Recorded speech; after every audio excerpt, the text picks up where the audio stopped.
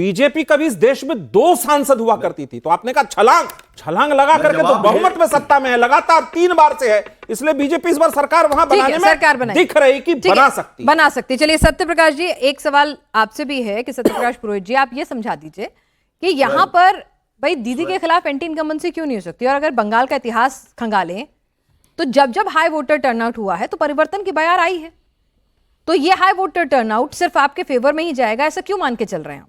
और जिस तरह से हमने देखा है कि हिंदू बहुल सीटों पर एक सेकंड हिंदू बहुल, एक सेकंड सर मैं कंप्लीट कर लूं, हिंदू बहुल जो सीटें हैं उस पर 94% भी वोटर टर्नआउट हुआ है, 92%।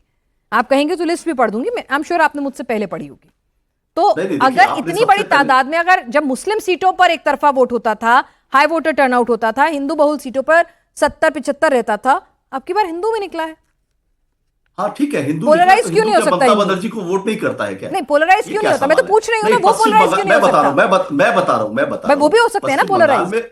मैं जवाब दे देता हूं। पश्चिम बंगाल में पोलराइजेशन की जो ये बीमारी जो शुरू हुई है ना, 2014 के बाद से शुरू हुई है, उसके पहले ये बीमारी नहीं थी। ये जो बीमारी है, ये बीमारी को भारतीय जनता पार्टी वालों ने लेकर के आए कि यहां पर रामनवमी की जुलूस के अंदर में कट्टा लेकर के चल रहे हैं। मैं रामनवमी की जुलूस का विरोधी नहीं हूं। दुर्गा पूजा में 1,10,000 रुपए जब ममता बनर्जी देती है तो इनके नेता शुभेंदु अधिकारी कहते हैं कि उनके प्रसाद को हराम बोलते हैं। यह इनका हिंदू धर्म के प्रति दोहरा मापदंड है। जब दुर्गा जब से बीजेपी आई तब से आप लोग भी दुर्गा आंगन, दुर्गा कमेटियों के लिए पैसा इंक्रीज करना, आप लोगों ने भी बहुत सारे कोर्स करेक्शन किए हैं, मंदिर बनवा रहे हैं जगन्नाथ मंदिर, तो ऐसा नहीं कि आप लोगों ने कोर्स करेक्शन नहीं किया। पता है पहले जितने मंदिर थे, आप आइए कालीघाट देखिए, जीर्णोद्धार हुआ है करोड़ों रुपया खर्चा करके। आप आइए दक्षिणेश्वर, आप तारकेश्वर जाइए, आप नवदीप जाइए, सारे मंदिरों, आप तारापीठ जाइए। बंगाल में प्रकाश पुरोहित जी, 50% हिंदुओं का वोट बीजेपी के खाते में जाता है, ऐसा क्या किया आपने कि उससे आप छीन लेंगे?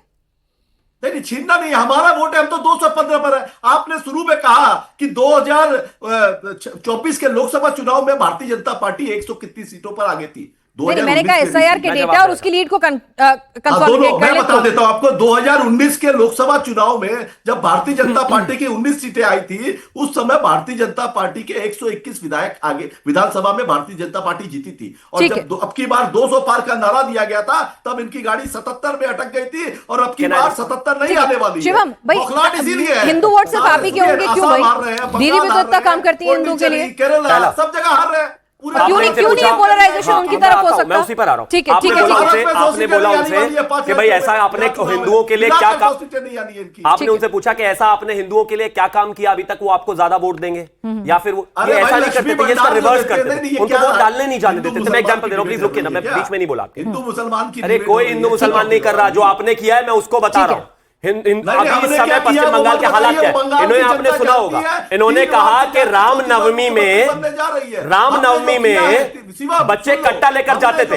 इनकी औकात है कि मुहर्रम में कट्टा लेकर जाते थे, ऐसा बोल रहे हैं।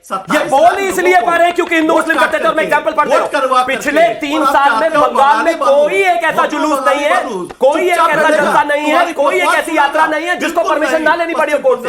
रुक जाइए भाई, अरे मुझे बैकग्राउंड म्यूजिक की जरूरत नहीं है, मैं गाना थोड़ी लगा रहा हूं, प्लीज रोक दीजिए आप उनको, मैं उनके बीच में नहीं बोला। Thank you. स्वयं प्रकाश पुरोहित जी सुन लीजिए ना उनका भी, मैंने आपसे सवाल लिया, वो चुप रहे। कम से कम शिवम जी की एक बात तो कह सकते हैं ना कि वो शांति से सबकी बात सुनते हैं। हनुमान जयंती 2023 सुनते हैं, मगर मेरा सुनिए, आप गलत बात। अरे सुनिए ना, आपका नंबर आया था, आपने बोला अब आपका पॉइंट मिस हो गया तो सेकंड राउंड में दूंगी ना आपको मौका। आपने कंटिन्यू चालू रखा, आप बोलने नहीं दी भाई। आप सत्य प्रकाश मिश्रा जी को बोलने देती है, वो जेडीयू के हैं, जिनका तीर यहाँ नहीं। अरे रुकिए भाई, अभी चलिए ठीक है, आप 30 सेकंड और ले लीजिए, 30 सेकंड और ले लीजिए, ठीक है। 50 दे दीजिए, मुझे दे देना बस। नहीं दूर बैठे हैं वो, थोड़ा दूर बैठे हैं, उन्हें ऐसा नहीं लगना चाहिए कि हम लोग उनको मौका नहीं दे रहे हैं। उनको पुराना लगे तो मेरा सारा नहीं आपका टाइम, शिवम आपका कोई, आपका नहीं शिवम आपका टाइम कोई नहीं ले सकता, ये आप भी बहुत अच्छे से जानते हैं और मेरी यहाँ ऑडियंस बैठी वो भी जानती है। ठीक है, जल्दी से फटाफट आप क्या पॉइंट ऐड करना चाहते हैं, जल्दी से ऐड कीजिए। नहीं सीधा पॉइंट है, इनके जो झूठे वादे हैं जो देश की जनता ने देखा है। 12 साल में 25 करोड़ नौकरियों की बात की थी और बोल रहे हैं कि बंगाल क्या। अरे हिंदू का बात कर रही थी मैं, नौकरी पे नहीं, अभी नौकरी वाला मुद्दा लेके आएंगे तो फिर आपका डेटा लेकर आएंगे। कॉपीराइट थोड़ी ना इनका। मैंने तो यही सवाल पूछा इनसे, मैंने भी तो यही सवाल पूछा इनसे भाई।